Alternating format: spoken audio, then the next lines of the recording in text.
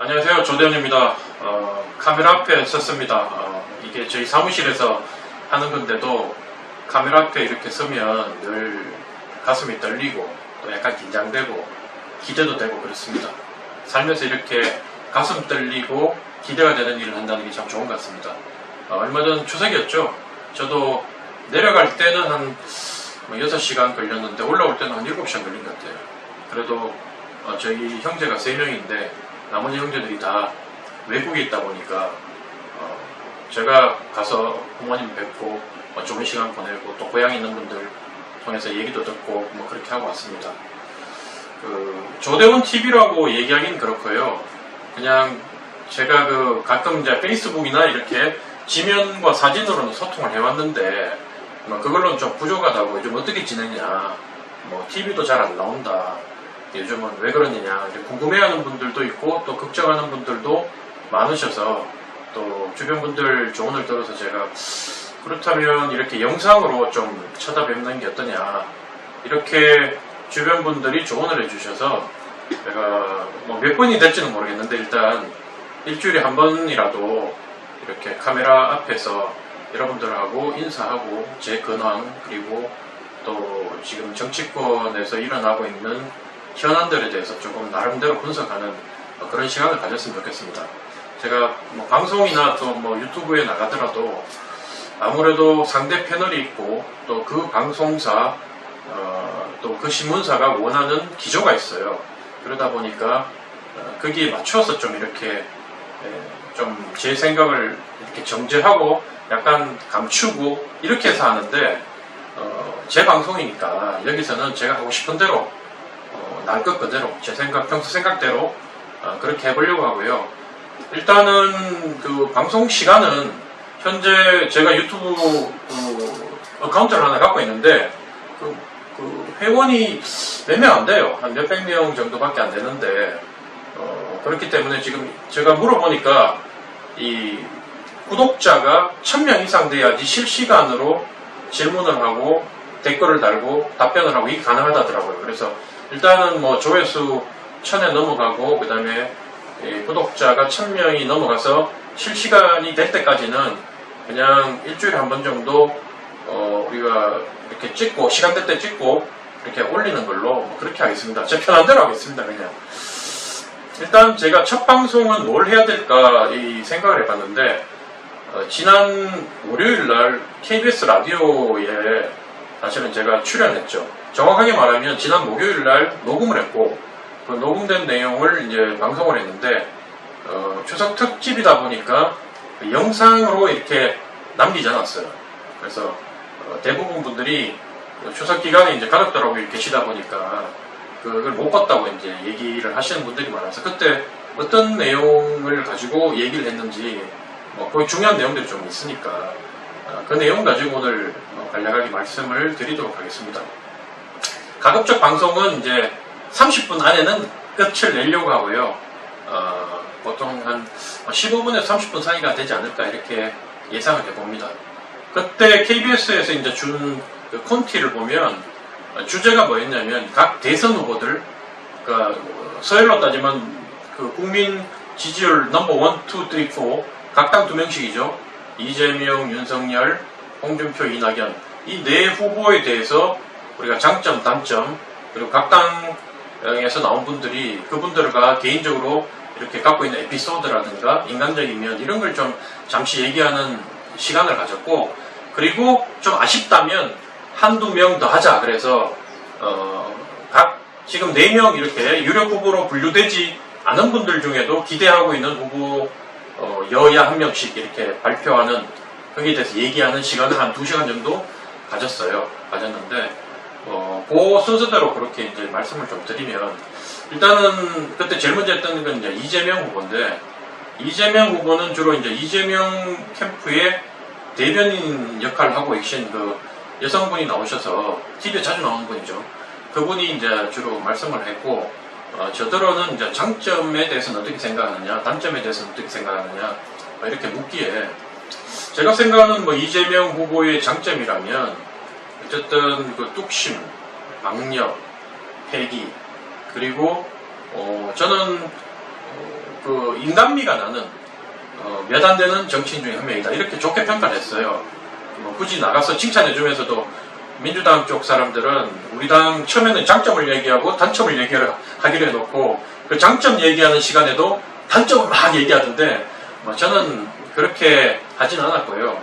우리 후보에 대한 자신감이 있었기 때문에 도리어 남의 장점은 쿨하게 칭찬해주자. 그래서 이재명 후보는 그렇게 칭찬해줬습니다.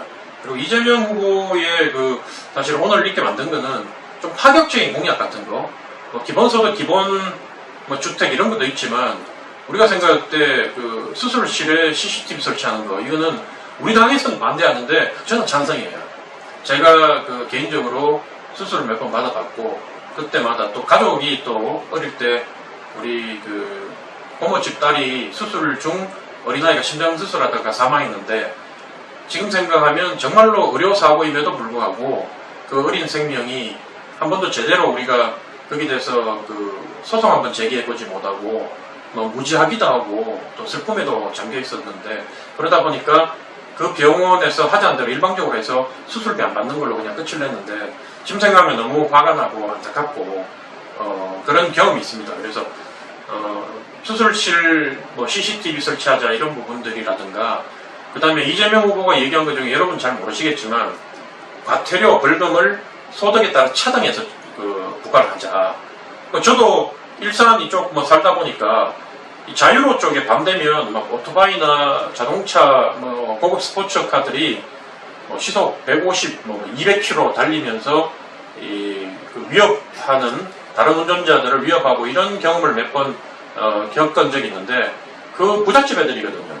그런 애들은 사실 자유로 끝까지 한 4, 50km 달리는 동안 카메라 5대 정도 찍혀도 7만원씩 하면 7호 35만원 밖에 안 맞잖아요. 근데 이게 만약에 1인당 한 3,500만 좀 맞는다면 700만원씩 해가지고 그러면 그걸 좀 내지 않겠습니까? 1인당 한 70만원씩만 때려도. 그래서 저는 그것도 참 기발하다. 그리고 소득에 따라서 과태료나 벌금을 차등해서 때리는 게 법적인 문제를 따져봐야 되겠지만 서민들은 환호할 문제다. 나는 그렇게 생각합니다. 그래서 그런 부분들은 이재명이 얼마나 현장에 발을 붙이고 많은 민심의 소리를 듣고 그리고 거기에서 어쨌든 아이디어를 도출해서 단순히 아이디어 차원에서 끝내는 게 아니라 과감하게 시도한다는 거. 이게 이재명의 장점이 아닌가. 제가 그렇게 얘기를 해줬고요. 이재명 후보의 단점에 대해서 얘기할 때는 제가 이렇게 얘기했어요. 저도 딸 하나 키우는데 딸 가진 아버지 입장으로서 이재명 같이 살아온 사람, 이재명 같은 캐릭터를 가진 사람한테 딸을 주고 싶진 않다.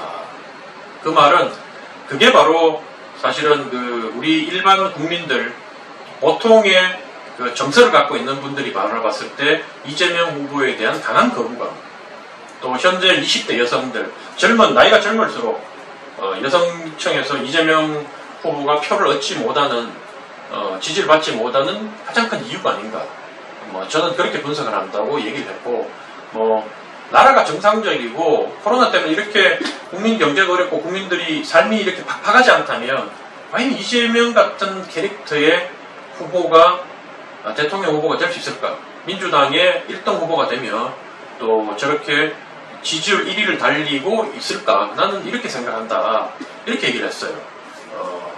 그러니까 이제 다른 민주당 사람들은 이재명 후보를 두둔하는 얘기, 예를 들어가지고 이재명 후보가 과거하고 많이 변했다. 그리고 이재명 후보가 과거에는 이제 이렇게 자기 표정이 많이 읽히고 그다음에 기자들과 인터뷰를 하거나 주변에 토론하더라도 자기 감정을 그대로 드러냈는데 요즘은 좀 많이 변했다는 얘기. 그리고 도리어 그런 면들이 이 정치인들처럼 가식적이지 않고 순수하다고 얘기하기에 제가 그거는 받아치기를 그랬 따지면 홍준표 후보만큼 그러면 우리 당에서는 순수하고 이렇게 따뜻하고 이렇게 가식적이지 않은 후보가 있겠냐고 제가 받아치기도 했는데 어쨌든 이재명 후보의 장점, 단점은 그런 면이 있지 않나 저는 그렇게 짧게 생각을 하고요. 그 다음에 이제 다룬 후보가 우리 윤석열 후보인데 윤석열 후보 같은 경우에는 저더러 이제 저하고 같은 당에 소속돼 있다 보니까 혹시 그분에 대한 뭐 에피소드나 아는 게 있느냐고 얘기했을 때 제가 윤석열 후보는 제가 개인적으로 만난 적이 한 번도 없기 때문에 개인적인 경험을 나눌 수는 없다. 대신 저도 언론을 통해서 쭉 읽어본 내용 그리고 언론을 통해서 비춰진 내용들을 바라보면 윤석열 후보가 뭐 어쨌든 강단이 있고 좌고면하지 않고 그리고 그런 건 그러다 옳은 건 옳다 소신껏 얘기하고 또 정의로운 사람인 것 같고 그 다음에 이분이 그 사법고시 구수했다고 하지 않습니까? 구수할 때 보면 이렇게 책상에 붙어 공부만 하다가 뭐 구수한 것도 아니고 뭐 그런 얘기 제가 언론에서 본 것 같은데 시험을 치고 나가야 되는데 그날 저녁에 친구들하고 술 먹으려고 약속을 해놨는데 그 시간이 이제 촉박하다 보니까 시험 2차 시험을 이렇게 치는데 한 30분 빨리 이렇게 시험을 끝내고 나가서 술을 먹었다. 이게 어떻게 보면 우리끼리 그냥 얘기하면 약간 좀 이상하다, 좀 독특하다. 쉬면 이제 유튜브니까 우리끼리 얘기하면 또라이가 아니냐, 이렇게 보지만 또 장점으로 얘기하면 참 멋진 친구다. 그런 친구 있으면 참 멋져 보이잖아요. 그래서 그렇게 평가할 수 있을 것 같고, 그리고 이분의 장점이라면 어쨌든 지난 우리 보수 정권 때나 아니면 지금 진보 정권 들어와서도 한결같이 권력의 눈치를 보지 않고 살아있는 권력에도 저항하고 법의 잣대로 자기가 배운 대로 그대로 실천하고 그렇게 하는 모습을 보면서 결국은 민주당이 권력을 잡고 난 뒤에 입으로는 공정을 얘기하고 정의를 부르짖었지만 하는 행동은 전혀 공정과 정의와는 거리가 먼 행동을 하니 국민들이 더더욱 내로남불 정권 그리고 표리부동한 민주당의 기득권 정치인들과 싸우는 윤석열 검찰총장한테 환호해서 오늘 같은 지지율에 도달하지 않았나 그런 생각이 든다. 그래서 이분은 만약에 대통령이 된다면 정말로 자기 원칙을 적어도 밑에 참모들이 깰지 어떨지는 몰라도 저는 그 캠프에 있는 구성원들은 참 우려스러워요. 그 캠프에 있는 사람들 제가 참 일일이 훌륭한 분들도 있지만 다수는 정말로 여러분들이 찾아보면 아시겠지만 특정인을 얘기하기는 않겠지만 이당 저당 돌아다니고 이줄 저줄 갈아타면서 양재만 있었던 그런데 그렇게 왔다 갔다 하고 갈아타면서도 국민들 당원들한테 좋은 이미지를 남겼다면 모르지만 정말 혀를 뻘뻘 차는 사람들도 거기 다 모여 있거든요. 그래서 그러다 보니까 어쨌든 윤석열 후보가 과연 정권을 잡고 난 뒤에도 그런 주변에 있는 세력을 어떻게 정리를 하고 정말 알짜만 추려서 나라를 잘 이끌어갈 수 있는가 여기에 대한 의문점은 있지만 어쨌든 윤석열 후보 본인은 정의롭게 잘할 것이다 그런 기대를 갖고 있어요. 저는. 근데 이제 단점이라면 제가 예전에 다른 언론하고 인터뷰할 때도 그런 말 했지만 대통령이란 게 몇 달 준비가 될 수 있는 건 아니다. 저는 그렇게 믿어요. 그래서 다른 나라 같은 데 보면 돌풍같이 치고 올라와가지고 연예인도 영화배우도 대통령이 된다는데 그런 분들도 그런 원래의 직업 이후에 정치권에 와서 훈련하고 수련을 쌓는 기간이 꽤 길어요. 그리고 영국이나 이런 데 보면 30대 당수가 나오고 40대 총리가 나오고 대통령이 나오고 하는 걸 보면 다 10대 후반부터 정당에 가입해서 정치의 생리에 대해서 배우고 정당의 특징들에 대해서 몸으로 체득하면서 나온 사람들이지 우리처럼 이렇게 기성 정치인들에 대한 불만이 원체 강하다 보니까 외부 인사들이 대권 때마다 대선이 있을 때마다 끊임없이 기성정당 후보를 제치고 지지율 서열이 높다가 나중에 뒤바뀌는 이런 현상은 참 제가 정치권에 몸담고 있는 사람으로서 참 부끄럽고 안타까운 현실이고 근데 그게 지금까지는 단 한 번도 성공한 적이 없다. 그래서 윤석열 현재 후보도 그런 약점들을 지금 끊임없이 노출하고 있고 왠지 우리가 봤을 때 우리 국민들이 바라봤을 때 윤석열이라는 사람이 대통령이 됐을 때 국가를 안정적으로 이끌어갈 수 있느냐 이런 부분에 대한 퀘션 마크를 국민들이 많이 갖고 있는 것 같아요. 그래서 예전에 검찰총장 할 때의 정의롭고 뚝심 있는 검사 윤석열 때에 가졌던 지지율에서 현재 많이 이렇게 전용 국면에 들어간 것 같고요. 그리고 우리 당원들 입장에서도 지금 사실은 저는 이번에 그 KBS에서는 정확한 수치를 못 밝혔어요. 수치를 밝히면 그 근거를 드러내라 그러고 이렇게 방송에서는 그걸 이제 플러스 마이너스 오차 범위가 또 이런 걸 다 얘기하게 됐어요. 법위에서. 근데 뭐 유튜브니까 여기서는 이제 보면 제가 이게 맞는지 안 맞는지 모르지만 우리 당에서는 1차 경선 결과를 철저히 항구에 붙이면서 비밀리에 비공개한다 그랬는데 뭐 그게 되겠습니까? 여론조사 기관에 있는 사람들이나 당에 있는 사람들 입이 얼마나 싼데 자기 장사도 해야 될 거 아닙니까? 그래서 그걸 이제 저도 이렇게 수치를 받아봤는데 그 수치를 보니까 당원 투표에서 윤석열 후보가 47, 홍준표가 18, 그리고 국민 여론조사에서는 홍준표가 38, 윤석열이 32, 뭐 소수점은 생략하고요. 그렇게 해서 최종적으로 윤석열이 1% 더, 36대 35, 1% 더 받은 걸로 저는 그렇게 봤습니다. 이렇게 받은 결과지를 받았는데 일단 홍준표 후보보다 윤석열 후보가 퍼센테이지가 한 20% 아니 몇 프로죠? 17이고 47이고 18이면 30% 거의 3배를 더 받은 거죠. 그렇게 받았음에도 불구하고 저는 생각보다는 당원투표의 비율이 좀 낮다. 덜 받았다 생각했던 게 이미 국회의원과 당협위원장의 원외위원장의 70%는 윤석열 캠프에 줄을 섰어요. 제가 있는 이 고양시에서도 4개 당협이 있다면 4개 당협위원장이 전부 다 윤석열 지지선언하고 그쪽 캠프 핵심에 가 있는데 이 경선 기간 동안 저도 이제 책임당원이다 보니까 이제 문자를 받잖아요. 곳곳에서 윤석열 찍어달라는 문자는 참 많이 받았는데 홍준표 찍어달라는 문자는 한 번도 받지 못했어요. 그만큼 지금 홍캠프가 조직력이 열세고 사람이 없다는 거겠죠.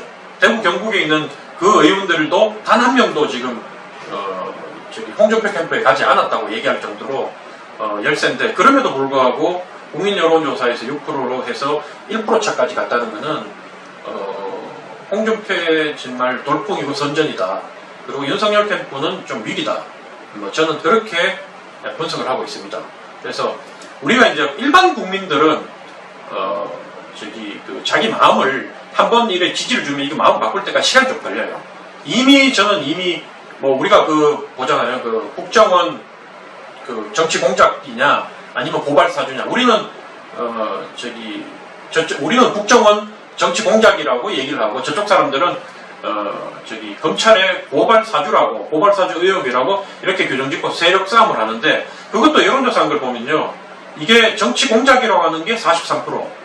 어느 여론조사를 보니까 그 다음에 우리 쪽이 잘못했다는 검찰에서 이 정치에 개입했다는 고발 사주를 했다는 게 42%. 그러니까 이미 이거는 이 상황에 대해서는 이미 지지하는 정당과 후보에 의해서 갈라져 있는 거예요. 진영별로. 이게 모르겠다. 관심 없다가 한 15% 정도 되고. 그러니까 그 15%의 사람이 결국 이번 대선의 승패를 좌지우지하는 키맨들이 될 것이다. 그래서 어느 당이 그 15%의 사람의 마음을 움직여가지고 투표장을 불러내느냐, 그 사람들의 표를 얻느냐, 거기에 따라 선거 결과가 나눠질 것이다, 갈릴 것이다. 저는 그렇게 이제 예상을 하고 있고 방송에서도 그렇게 얘기를 했고요. 그래서 윤석열 후보 측의 약점 부분은 좀 그런 게 있다. 그리고 홍준표 다음으로 이제 다룬 게 홍준표 후보인데 홍준표 후보의 돌풍은 저도 처음에는 역투표가 좀 영향이 있었다고 이렇게 봤어요. 근데 지금 정도에는 역투표가 영향을 미치기에는 이미 그 단계를 넘었었다. 역선택이죠, 역선택. 그래서 여러분 아시겠지만 이제 여론조사를 하잖아요. 그게 이제 전화 여론조사, 전화 면접이 있고 방식이 예를 들면 한국갤럽 같은 경우에는 전화를 일일이 돌려서 훈련받은 전문가들이 일반인들한테 설득을 하고 대화를 시도해서 한 10분에서 15분 정도 대화를 해가지고 여론을 수집하고 그러니까 이거는 응답률은 훨씬 높은데 사람들이 자기의 본 마음을 아무리 전화 면접이지만 자기 번호로 이렇게 전화가 왔기 때문에 숨길 단점이 있고 거기에 반해서 리얼미터 같은 경우는 ARS예요. 저도 ARS 전화 오면 대부분 그냥 끊어버리는데 너무 많이 오니까. 근데 ARS는 응답률이 훨씬 낮죠. 5%, 3% 실제로 이런데 그런데 도리어 이런 부분에 있어가지고는 솔직하게 자기 마음을 이제 밝힐 수도 있다. 이런 장단점이 사실은 다 있어요. 여론조사별로. 그래서 지금은 대체로 보면 한국갤럽처럼 전화 면접을 하는 방식은 민주당이 좀 유리한 것 같고 리얼미터처럼 이 전화 ARS 방식은 우리 당 후보들이 좀 유리하게 나오는 그런 상황인데, 어쨌거나 홍준표 후보가 지금 현재 여론 추이가 나오는 윤석열하고 이제 둘이만 비교 놓고 봤을 때는 민주당 핵심 지지자들이 윤석열을 떨어뜨리기 위해서 홍준표를 역선택했다고 보기에는 그 추세가 그렇게 역선택하기가 사실 쉽지 않고요. 전화를 했는데 내가 앞에서 이제 전화 여론조사나 이렇게 하는데 거기서 민주당 지지자면서 내가 마음을 돌려가지고 홍준표한테 찍어야지 이렇게 하기가 사실 쉽지 않아요. 이게 기법이 해보면 실제로. 그래서 많은 여론조사 전문가들하고 대화를 해봐도 그렇게 역선택을 해서 결과를 뒤바꿀 정도는 아니다. 지금 윤석열과 지금 일반 국민 여론조사에서 홍준표가 앞서는 비율은 확실히 이게 처음에는 뭐 그렇게 역선택으로 출발했다 하더라도 이미 결과가 많은 사람들이 이제 홍준표 후보에 대한 관심이 높아지고 그리고 윤홍의 경쟁이 치열해지면서 더 많은 국민들이 관심을 가지면서 홍 쪽으로 많이 쏠리는 그래서 중도층들이 윤석열에 실망한 사람들이 응답을 하면 홍준표 쪽으로 응답을 하면서 홍준표 수치가 올라가고 있다. 그래서 저는 뭐 페이스북에 한번 쓴 적도 있지만 이 상태로 가면 홍준표가 뒤집을 것이다. 저는 그렇게 봤어요. 뭐 왜냐하면 제 경험인데 이거는 뭐 저도 이 당에 있으면서 한 17, 8년 있으면서 대선도 몇 번 뛰었고 대선 전략기획팀에도 있었고 이렇게 제가 그 미국에 있으면서 경제학 정치학 공부하면서 통계적 기법에 의한 분석법 이런 거에 대해서 많이 훈련이 됐다 보니까 수치를 유심히 보는데 어쨌든 지금 윤석열 후보가 1% 1차 경선에서 홍준표 후보보다 앞섰지만 그 1%가 당원들의 지지에서 31% 더 받아가지고 올라갔다는 부분. 이게 이제 2차 경선에서는 비록 당원 비율이 20%에서 30%로 늘어나고 여론 비중이 80에서 70%로 줄어들고 마지막 파이널에서는 이제 최종 경선에서는 50대 50까지 가지만 당원들은 지금 현재 누가 이길 것인지 그게 가장 관심이 많고 누가 우리 당의 후보로 나갔을 때 가장 우리 당의 승리를 보장해 줄 것인가. 그렇게 해서 우리가 정권을 잡고 난 뒤에 우리한테 떡고물을 누가 많이 줄 것인가. 여기에 대해서 특히 당협위원장급 이상 되는 정치인들은 뭐 관심을 갖다 꽂고 있다고 봐도 거기에 온통 관심이 가 있다고 봐도 저는 맞다고 보고 그렇게 분석을 하고 있고 그런 의미에서 봤을 때 홍준표 후보가 이렇게 해서 만약에 이미 적합도는 윤석열 후보하고 10% 이상 차이 나는 것도 많이 나오죠. 근데 실제 지지율에서 10% 이상 차이를 벌리면서 만약에 40% 이상으로 치고 간다면 아마 옆에 당협위원장 아니면 우리 뭐 고양시만 하더라도 국회 출신들이 가자 해가지고 따라갔던 당협위원장들, 원외위원장들은 마음의 갈등이 많이 올 것이다.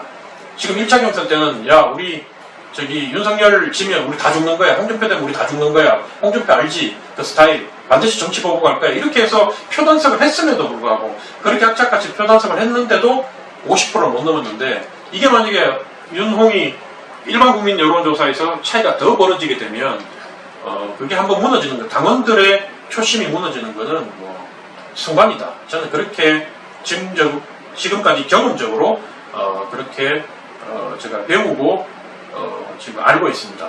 그리고 실제로 이번에 대구를 내려가 보니까 대구 경북에서도 과거에는 윤석열한테 한 70% 정도 일반 사람들이 지지를 했던 것 같아요. 대구 경북 민심이.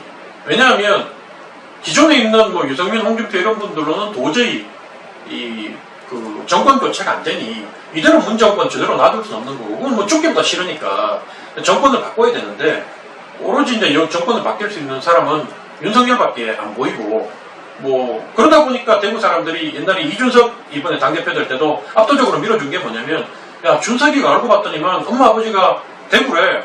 우리 대구 사람이야. 우리 경북 사람이야. 대구 경북 사람들은요 그 인구가 사실은 부산 경남보다 3분의 2밖에 안 돼도 그분들은 우리가 이 당의 중심이고 우리 지역에서 대통령을 내야 된다. 우리가 이 나라를 이끌어왔다. 뭐 이런 생각들이 좀 있어요. 마음속에. 그런 자부심과 뭐 책임감이라면 책임감 뭐 이런 의식들이 많다 보니까 어쨌든 대구 경북 출신들이 나가서 뭐 국회의원들이 그렇게 많고 압도적으로 뽑아줬음에도 불구하고 대구 경북 출신 의원들 수준이 형편없고 맨날 부스럽스러워 뭐 발길질했다고 뭐 당직자 폭행했다고 드러나고 뭐가 나쁜 짓 했다고 드러나고 이러니까 되게 부끄러웠는데, 아니 뭐 준석이라도 우리 저기 부모가 대구 경북 출신이란다, 이걸 보고 위안을 얻으면서 앞으로 준석이 차차기 대통령 만들자 이렇게 얘기할 정도로 사람들이 그 마음을, 당시에 민심이 움직여가지고 이준석 대표를 찍어줬어요. 뭐 그런 의미에서 보면 윤석열 후보한테 그렇게 이제 어쨌든 정권 교체해야 된다는 그 최상위 과제 때문에 그렇게 지지를 했다가 어느 순간 보니까 이제 홍준표 후보가 막 올라오는 거예요. 홍준표 후보가 태어나기는 경남에서 태어났는데, 이분이 사실 대구 경북 사람들은 말씨도 들어보면 경남말보다는 대구 경북말하고 좀 비슷해요. 중학교 고등학교 나오시고 그러다 보니까 홍준표는 우리 동네 사람이지, 우리 고향 사람이지, 뭐 이런 게 강하다 보니까 이왕이면 윤석열보다는 홍준표로 정권 교체가 가능하다면 홍준표가 뭐 어땠어? 뭐 홍준표 막말했다고 뭐 이상한 말 했다고, 그게 무슨 막말인데, 뭐 영감탱이 얘기했다는데, 사실은 우리 고향 가면 친구들하고 술 먹으면, 이번에도 뭐 고향 가서 술 먹었지만 뭐 자기 아버지가 연세가 많이 드셨는데 아버님이 좀 이렇게 뭐 마음에 안 들고 뭐 이러면 친구들 그러면 우리 집에 영감 이런 얘기 하거든요. 그리고 뭐 영감제이 뭐 그러고 이런 얘기도 사실은 해요. 뭐 저는 그런 표현을, 제가 이제 수도권에 있다 보니까 그런 표현하면 남들이 오해하기 때문에 그런 말을 안 하지만, 대구 경북에서 그런 말을 했다고 해서 야 저거 참 버릇없다, 예의 없다, 불효한다 이렇게 얘기하는 사람은 없어요. 누가 그런 얘기를 하면 야 저놈 왜 갑자기 오버하냐 이렇게 나오지, 왜 저렇게 엉뚱한 소리에서 분위기를 흐리냐 이러지. 그래서 그런 의미로 봤을 때는 어쨌든 홍 후보 쪽으로 제가 봤을 때 지금은 대구 경북 민심이, 그 다음에 홍이 뭐 한 10 정도로 미미했다면 지금은 윤홍 비율이 한 5대5 됐다. 그리고 여기서 홍에 대한 그 선호도, 지지가 점점 더 확산되고 있다. 저는 그거를 이번 대구 경북 방문을 통해서 정말 그 피부에 와닿을 정도로 느끼고 왔습니다. 그래서 이런 그 구도가 심상치 않다. 지금 홍준표의 그 지지율 상승이 예사롭지 않다. 저는 그렇게 보고요. 저는 기본적으로 봤을 때, 제가 뭐 초창기도 그랬지만 내가 자강론이고, 우리 당 후보로 가급적이면 우리가 정당 보조금을 수백억 받는 정당으로 우리 당 후보를 키워서 대선에 승리하는 게 옳다. 그래서 가급적이면 홍준표, 유승민, 원희룡 뭐 이런 분들이 좀 분발해 줬으면 좋겠다. 이런 말을 제가 늘 해왔는데, 어쨌든 그런 의미에서 봤을 때도 저는 이 현상이 고무적이라고 보고, 그리고 특히나 대선 승리하려면 저쪽은 지금 어쨌든 이재명이 독주하고 있고 나머지 거의 들러리를 쓰다 보니까 현재 상황에서 우리 당 후보는 누가 후보가 될지 모르는 박빙으로 가고 있는 현 상황입니다. 그래서 나중에 뭐 얘기하겠지만 한 명 더 꼽으라면 저는 유승민 후보를 꼽았는데, 유승민 후보만큼 수도권에서 젊은 층과 중도층한테 표를 많이 갖고 올 수 있는 후보가 없어요. 비교를 해보면. 그래서 원희룡 후보도 있지만, 원희룡 후보는 좀 제주로도 내려갔다 오시면서 세력이, 영향력이 많이 줄어들었고, 현재로 봤을 때는 유승민 후보까지 끼어서 이 3자 구도로 가서 엎치락뒤치락 해주는 게 우리 국민의힘이 보수권이 정권을 잡아오는 데는, 정권을 되찾아오는 데는 아주 좋은 현상이다. 저는 그렇게 봐요. 각 캠프에 소속된 분들은 피가 끓겠지만, 저같이 우리 당이 이기는 게 가장 큰 지상 과제인 사람은 이렇게 현상이 홍준표가 치고 올라오고 유승민이 치고 올라와서 3자 구도가 돼주는 게 참 좋은 현상이다. 기대하고 있다. 그래서 이 경선 결과가 너무 궁금하고 그 경선 결과를 기다리는 마음이 너무 설레이고 그런 상황입니다. 그리고 이제 이낙연 후보에 대해서 이제 잠깐만 얘기해 보면 30분 안에 마치려고 했는데 역시 제가 말이 길다 보니까 지금 보니까 벌써 29분이에요. 처음에 앞에 인사를 너무 많이 하다 보니까 그런데 오늘은 한 대까지 할게요. 다음부터는 30분 안으로 끝내겠습니다. 이낙연 후보에 대해서 이제 좀 얘기를 해보면, 제가 방송에서 KBS 가서 뭐라고 했냐면, 대통령이라면 지금까지 얘기했던 4명 중에는 저 정도 인물이 우리 대한민국의 대통령이 되는 게 국격과 품격에서 맞다. 저는 그래 봐요. 이낙연 정도가 대통령이 돼서 이렇게 말씀하시고 TV에 나오고 외국 정상과 만나는 모습이 가장 자연스러워 보여요. 그래서 이분 같은 경우는 경험도 많고 또 정치권에서 훈련도 많이 됐고 다양한 그 직책을 거치면서 국민들한테 이미 검증된 분인데 그러다 보니까 이낙연이 뭐 의대나 얼마 불과 몇 달 전까지만 해도 어차피 대통령은 이낙연이다 이런 말이 돌았는데 갑자기 몰락해 버린 거 아닙니까? 그래서 왜 그런가 생각해 보면 이분이 그렇게 약점이 잘 없는 게 약점이에요. 이게 이 경제가 너무 좋고 국민의 삶이 편안하고 정치에 대해서 국민들이 별로 관심이 없을 때는 이낙연 같은 분이 이렇게 꾸준히 그렇게 앞서가고 뭐 그 대세를 형성해가지고 대통령이 가는데 최근 들어 국민들의 삶이 너무 힘들거든요. 그러다 보니까 국민들이 내 삶의 작은 부분이라도 실제적인 도움을 줄 수 있고 꽂혀줄 수 있는 사람 또 진보 쪽 사람들 그러더라고요. 단 뭐 몇십만 원, 몇백만 원이라도 내한테 돈을 줄 수 있고 도움을 줄 수 있는 사람한테 표를 주고 싶다. 이런 얘기를 해요. 그만큼 국민 삶이 어렵다는 거예요. 이게. 그러니까 인물이 시대를 만드느냐 시대가 인물을 만드느냐 따져보면 이낙연은 현 시대의 가장 피해자가 아닌가 저는 그런 생각이 많이 드는 요즘입니다. 근데 또 한편으로 생각하면 지금 화천대유 이름도 어려워요. 화천대유 그리고 대장동 의혹 뭐 이런 말도 있는데 그러니까 뭐 이재명 지사는 뭐 저는 이미 예상했어요. 도리어 거꾸로 뒤집어 씌우면서 이제 국힘 게이트다 얘기하면서 원유철 그다음에 곽상도 뭐 이런 분들 자녀들도 거기에 관여가 돼 있다 뭐 이렇게 얘기를 하는데 제가 봤을 때는 그건 전형적인 물타기 같이 보이고요. 핵심은 뭔지는 저도 정확하게 모르겠어요. 여러분들 저한테 많은 분들이 이렇게 카톡도 보내고 질문을 하면서 과거에 그 검찰 고발 사주 의혹도 너무 상황이 복잡하고 등장인물이 많고 꼬이다 보니까 공부를 많이 한 제 유학 동문들마저도 도대체 누가 잘못한 거냐 어떤 거냐 이렇게 물으면 제 답은 나도 잘 모르겠다. 근데 문제는 보세요. 대선 국면에서는 검찰과 그 다음에 법원에서도 이 부분에서 명확하게 한쪽 손을 들어주기가 쉽지 않을 거예요. 우리가 뭐 보면 알잖아요. 사실 그 박근혜 대통령 탄핵 됐을 때 헌법재판소 보고 우리 많은 지지자들이 저게 무슨 헌법재판소냐 전 정치재판소지 그렇게 얘기할 때 제가 했던 말이 그거 이제 알았냐고.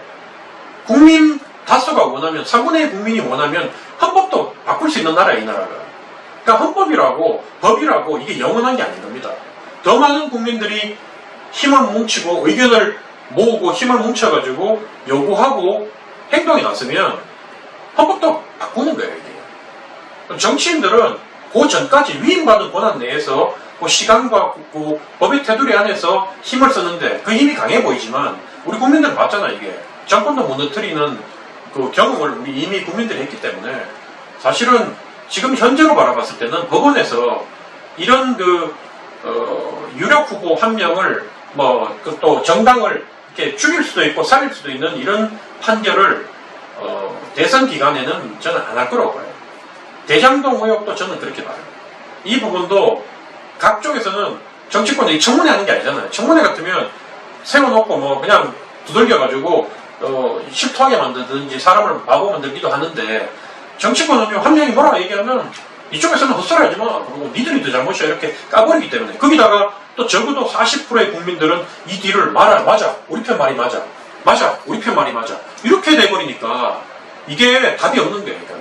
이거는 그래서 사실은 이런 의혹들은 각 유력 후보들한테는 이런 의혹들이 계속 주어질 것이고 이걸 어떻게 다루고 이걸 어떻게 돌파하느냐도 그 후보의 정치력, 능력, 아주 중요한 대통령이 되는 자질 중에 하나로 평가를 받고 있는 겁니다.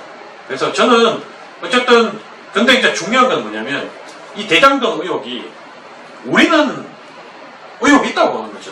제가 여기서 뭐 다 밝혀지지 않은 내용을 가지고 얘기하기는 그렇고 의혹이 있다고 보고 분명히 문제가 있다고 바라보지만 민주당은 아니라고 하는데 현재 보면 민주당 내에서 이 경선 국면에 있다 보니까 이낙연 후보가 따라가는 이낙연 후보가 강하게 여기에 대해서 문제 제기를 하고 있고 그 상황이 마침 이번 토요일 일요일에 이제 드디어 호남의 민주당 경선 결과가 발표되는 지금 여론에서 좀 돌아가고 있거든요. 그래서 토요일 일요일 날 이게 이제 발표가 되다 보니까 만약에 이 호남 경선 결과가 이낙연 후보가 이재명 후보를 이겼다. 그러면 저는 만약에 그런 상황이 온다면 이건 이미 대장동 의혹을 민주당 핵심 지지층과 그 다음에 호남에 있는 민심도 문제가 있다. 이거 뭔가 터질지도 모른다는 적어도 문제의식과 적어도 불안감이 있다는 거기 때문에 그 불안감이 반영이 됐다는 것은 민주당 경선이 결선 투표로 갔을 때는 어떤 결과가 올지도 모른다. 우리가 생각하는 그 대안전 드라마가 생길지도 모른다. 이런 그 기대를 하게 만드는 국면이에요. 지금 현재가. 대단히 중요한 국면이고 여기서 그럼에도 불구하고 대장동 의혹이 있고 지금 뭐 화천대유 이 사건이 났음에도 불구하고 호남 민심이 압도적으로 이재명을 찍어서 50% 이상 해버린다면 이거는 이제는 밝혀지지 못하고 이쪽에서 이쪽 이제 민주당을 지지하는 국민과 그 당원들 세력들은 끝까지 이게 방금 이쪽에서 얘기한 것처럼 국힘 게이트지 우리는 너무나 그 공공개발을 똑바로 한 거다 공공사업으로 민간 개발하려는 거를 공공개발로 바꿔가지고 우리 저기 그 도민들한테 도움을 준 거다 국민들한테 도움을 준 거다 이 논리로 끝까지 돌파하려고 할 것이다. 그래서 저는 대단히 중요한 지금 국면에 서 있다. 저는 그렇게 상황을 주목하고 있습니다. 대충 이렇게 4명의 후보에 대해서 제가 다 한 번씩 스크린을 했고요. 나머지 제가 이제 KBS 나갔을 때 2명의 후보를 꼽아달라고 했을 때는 우리 당에서는 유승민 후보, 또 민주당에는 박용진 후보를 꼽았는데 유승민 후보는 정말 저는 참 안타까워요. 유승민 후보가 많이 떠야 되는데 뭐 우리 당에 있는 또 우리 고향도 그렇고 유승민 후보한테 더 씌워진 그 부정적인 이미지 이런 것들이 정말 너무 강해요. 제가 만날 때마다 저는 아니라고 이제 얘기를 해드리는데 제가 유승민 캠프에 있는 것도 아니고 그분들하고 손잡고 가는 것도 아니고 하지만 우리 당을 위해서 또 대한민국 정치를 위해서 우리 국민들을 위해서 이분이 좀 분발하고 약진을 해야 된다. 그리고 제가 여러 명을 이렇게 접해보고 있지만 이 정도 인물도 참 찾기가 쉽지가 않다. 그렇게 제가 얘기를 많이 했어요. 그럼에도 불구하고 뭐 여러분 아시잖아요. 당장 우리 가족들부터 자기들이 갖고 있는 정치관이 있으면 인물에 대한 호불호가 있으면 제 얘기 잘 안 들으려고 하거든요. 그러니까 오죽하겠습니까 이게. 그래서 유승민 후보가 어쨌든 뭐 힘을 더 내가지고 우리 국민의힘 그 당원들한테는 적어도 제가 말씀드리고 싶은 거는 그런 선입견 좀 버리고 우리 당의 승리를 위해서라도 유승민이 좀 더 약진을 해야 된다. 표를 더 얻어서 정말 황금 삼각구도가 돼서 우리가 한 명의 후보를 뽑아내는 게 그게 대선 승리로 가는 지름길이다. 이런 말씀을 드리고 싶고요. 민주당의 박용진 후보는 우리 입장으로 봤을 때는 민주당 내에서 몇 안 되는 정상적인 생각을 하는 사람이다. 거기 보면 뭐 조국 건이라든가 지금 여러 가지 뭐 각종 의혹 윤미향 건이나 뭐 이런 부분들에 있어가지고 민주당의 핵심 그 의원들하고 그 관계자들이 얘기하는 것들 보면 정말 비상식적이거든요. 뻔뻔해도 어떻게 저렇게 뻔뻔하냐. 그러면 우리가 그 얘기를 하면 도리어 과거 우리 보수 정권 때 잘못했던 거 심지어 뭐 전두환 노태우까지 끄집어내면서 공격을 하는데 참 구차하죠. 그거는. 지금 바뀐 이 시대에 국민들의 눈높이도 바뀌었고 또 정치에 대한 기도도 바뀌었고 상황도 바뀌었는데 계속 그 과거를 물고 늘어지는 참 찌질한 모습을 많이 보이는데 그런 면에서 바라보면 적어도 박용진 후보가 3등, 2등 정도는 해줘야 된다. 그래야지 국민들이 바라봤을 때 나중에 민주당이 집권을 하더라도 이 대깨문들이 설치는 세상이 아니라 뭐 이재명 후보가 주장하는 것처럼 이재명으로 정권 교체가 돼도 이게 정권 교체가 된 거다고 얘기하고 이재명이 되면 문재인 정권 때 있었던 적폐를 뭐 동일한 잣대로 이렇게 청산을 하고 일소하겠다는 의지를 보이면서 국민들한테 지금 표를 받으려고 지금 호소하고 있는 게 먹히는 거지. 그게 만약 박용진 같은 사람의 그 수용도 안 되고 뭐 조홍천 뭐 조금박해라 그러잖아. 이런 분들의 의견도 안 먹히고 당내에서 정말 바닥을 친다면 저 당이 과연 다음에 정권을 줘도 이재명이라는 사람한테 정권을 줘도 이낙연이라는 사람한테 정권을 줘도 과연 저 당이 극렬 지지층에 의해서 배가 산으로 갔던 문재인 정권의 모습에서 탈피할 수 있을까. 이런 우려가 중도층들의 국민 또 보수층, 합리적 보수층들한테도 강하게 의문이 제기되는 상황이다. 그래서 박용진 의원이 좀 더 분발했으면 좋겠다. 뭐 이런 내용으로 제가 방송을 했습니다. 오늘 하다 보니까 딱 지금 40분인데요. 여러분 뭐 하다 보니까 역시 제가 말도 길고 뭐 글도 긴데 뭐 40분 잘 한 것 같아요. 그래서 다음에 일단 실시간은 안 되니까 저한테 카톡으로 뭐 답을 주시든 페이스북에 올리면 페이스북에 답을 주시든 뭐 반응을 이렇게 리액션을 주시면 유튜브에 답을 달아주시든지 그렇게 해주시면 제가 그걸 가지고 또 반영해서 뭐 차차 더 나은 모습 여러분한테 보여드리도록 하겠습니다. 여러분 긴 시간 시청해주셔서 고맙습니다.